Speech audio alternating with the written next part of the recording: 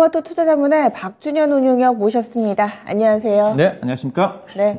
요즘에 연일 좀 힘듭니다. 증시가 뭐 국내도 그렇고 해외도 그렇고 뭐 환시도 그렇고 가상화폐 쪽도 그렇고 좋은 쪽 얘기가 거의 없는데요. 네. 현재 시그널은 계속해서 빨간불인가요? 네. 시장도 어렵지만은 어디에 초점을 좀 맞춰야 될지 어려운 그런 어떤 환경인 것 같습니다.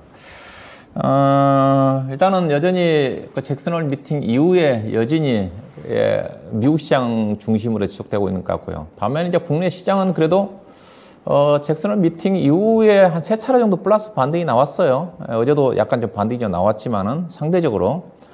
근데 이제 미 증시 같은 경우는 나스닥 시장 기준으로 보면 거의 지금 7연속 상승이거든요.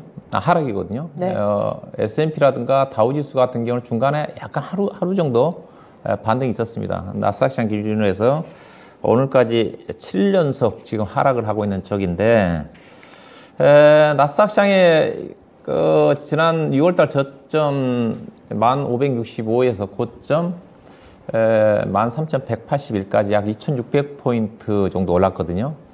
되돌림, 거의 상승폭에 거의 보니까 계산해 봤더니 약 62% 정도 되돌림이 나온 것 같아요. 자, 지난주 이 시간에 출연해서는 하락폭의 반 정도 되돌림이 나올 수 있는 선이 62평선과 맞물려 있는 11,900이라고 그랬거든요. 근데 지금 오늘까지 하락을 하면서 지금 1,500포인트 정도까지 좀 내려왔으니까 상승폭이 62% 정도. 아마 대부분 글로벌 국가들이 6월달 저점 이후에 상승했던 부분들 반 이상을 반납을 한 것 같습니다. 근데 상대적으로 코스피라든가 코스닥 시장 같은 경우는 반 정도는 아니고요. 반등이 좀 나오면서 상대적으로 현재까지는 견조한 움직임이 전개가 좀 되고 있는데, 이제 국내 시장 같은 경우도 오늘 설마 나스닥 시장, 미국 시장이 오늘 정도는 반등이 나오지 않겠는가 그런 기대감을 가지고 국내 시장이 어제 상대적 강세가 전개됐거든요. 왜냐하면 장중에 미 선물 시장이 나스닥 선물 시장 기준에서 0.67% 정도까지 올라간 상태에서 국내 시장이 끝났기 때문에 근데 오늘 또 이제 미국 시장이 하락을 했는데,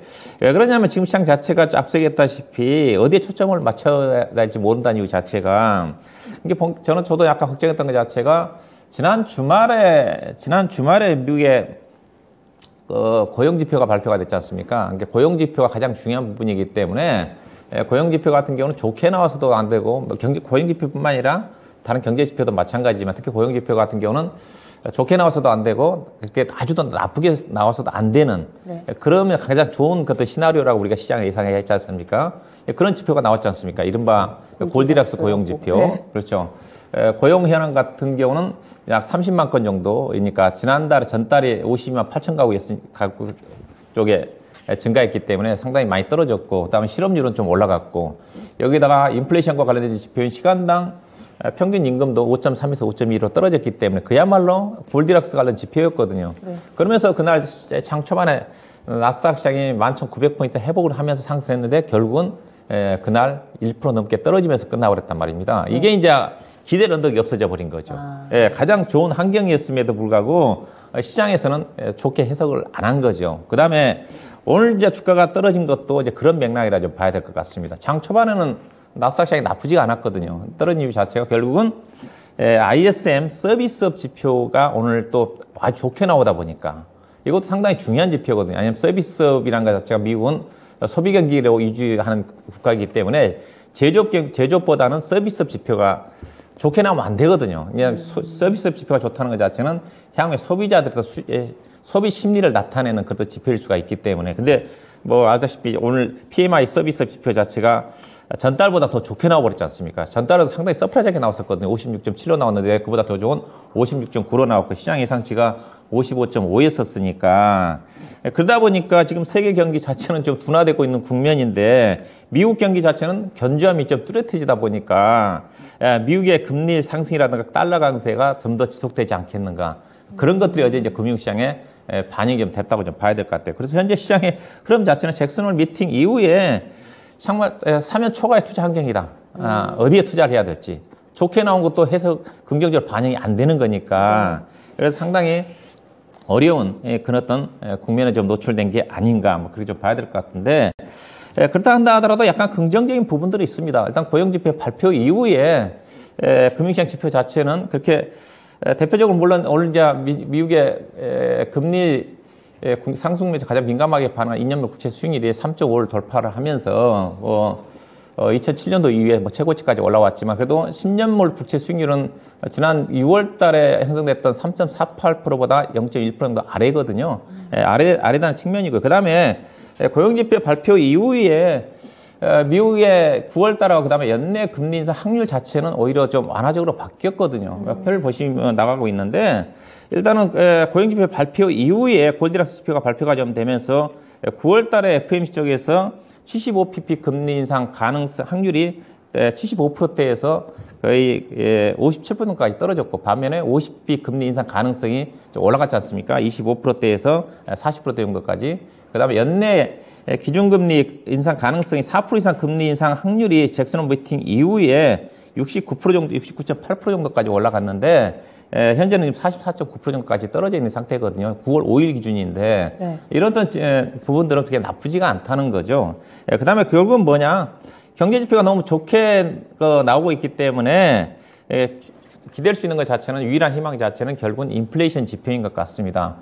결국은 이제 9월 13일 날 발표가 되는 인플레이션 지표 자체가 중요하겠지만은 그 전에 나오는 인플레이션 지표를 우리가 예상해 볼 수 있는 것 자체를 본다 한다면 최근에 기대 인플레이션 지표 자체는 뚝 떨어졌거든요. 거의 보면 3년 기대 인플레이션 표를 좀 준비를 했는데 거의 최근에 평균 아래까지 뚝 떨어져 있는 상태입니다. 거의 지금 2.5 정도까지 떨어져 있지 않습니까? 과거 3년 평균에 비해서. 네. 이게 3년 이내는 결국 물가가 3년 정도 되면 정상화 단계에 접어든다는 거죠. 그래서 최근에 통화정책 기조는 빨라지고 있지만은 여러 가지 인플레이션 지표 자체가 고점을 형성했다는 것 자체는 어느 정도 좀 확신에 가까운 수준으로 전개되고 있는 게 아닌가. 최근에 원자재 가격들도 좀 많이 좀 떨어지고 있는 쪽이고, 그 다음에 대표적으로 미국의 소비자 물가에 영향을 미치는 가솔린 가격도 지금 고점에서 20% 넘게 떨어지고 있거든요. 그래서 결국은 9월 13일 날에 그때 지표를 좀 확인을 하고 난 다음에 시장의 움직임이 좀 전개되지 않겠는가. 다만 그래서 이러한 좋은 경제 지표에도 불구하고 의미는 반등하기 쉽지 않은 부분이기 때문에 당분간 CPI 발표가 있을 때까지는 미국 시장이 의미 있는 반등을 좀 기대하기는 어려워 보인다. 왜냐하면 현재 기대할 수 있는 것 자체는 그것밖에 없기 때문에 확인을 해야 되지 않겠냐. 왜냐하면 잭슨 미팅에서 파월 의장이 그런 얘기 했지 않습니까? 한 차례 인플레이션 지표 꺾인 것 가지고는 안심하기 이르다. 네. 최소한 여러 차례 정도 확인이 필요하다고 했기 때문에 9월 달부터 이제 누적으로 전개되는 부분 자체가 떨어진다 한다면 시장에서 그 부분에 대해서 안도하지 않겠나 좀 봐야 될 것 같고요. 그렇지만 여전히 뭐 시장 자체는 앞서 얘기했다시피 여전히 올가에서 기대하고 있는 자체는 내년도 하반기 때 한 차례 정도 금리는 인하를 할 거다. 어떤 그런 기대감은 여전히 시장에서 유지하고 있는 것 같습니다. 그렇게 봐야 될 것 같고요.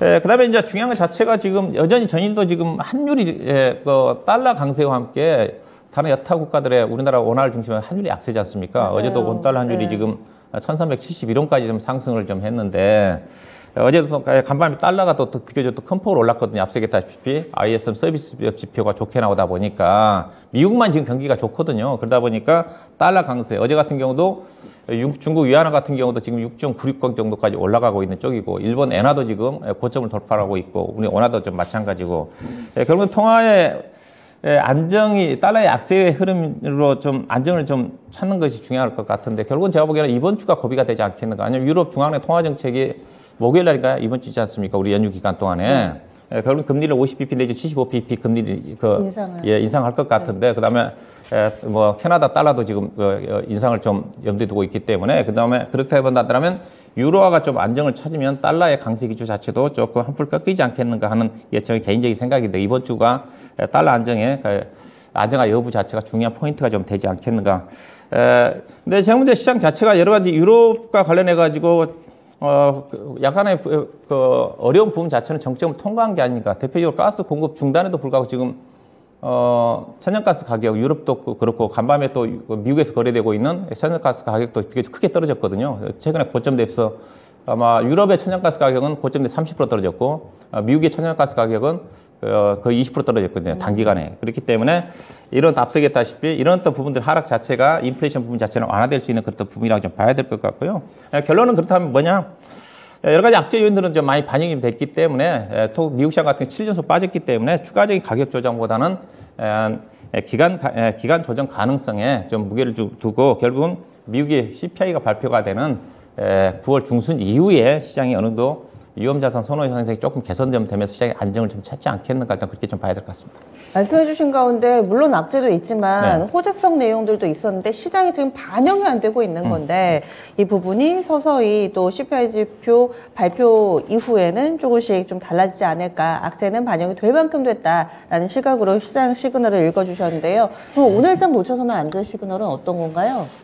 오늘 내일은 제가 보기에는 이제 해외적인 이슈도 중요하지만 국내 이슈가 좀 중요할 것 같습니다. 특히 수급과 관련된 부분. 일단은 내일 만기일이고 또 추석 연휴를 앞두고 있는 그런 또 부분이기 때문에 이 부분이 중요하게 좀 작용하지 않겠는데, 결국 이제 전체 시장 자체는 현금을 보유하고 계신 분들은 일단 관망할 것 같고요. 그냥 주식을 보유하고 계신 분들이 어떻게 좀 대응을 좀 할지 체크를 해봐야 될 것 같은데, 일단은 내일 선물 옵션 만기일이 좀 중요한 부분인데, 최근에 외국 투자가들이 지금 선물을 좀 매도를 많이 하고 있거든요. 5거래일 동안 하루를 제외하고 약 1조 6, 7천억 정도 금액으로 따지면 매도를 했기 때문에 결국은 주가를 끌어올리지 않는다는 거죠. 그렇다고 해서 주가를 또 뺄 것 같지는 않아요. 좀 옵션 포지션을 본다 한다면.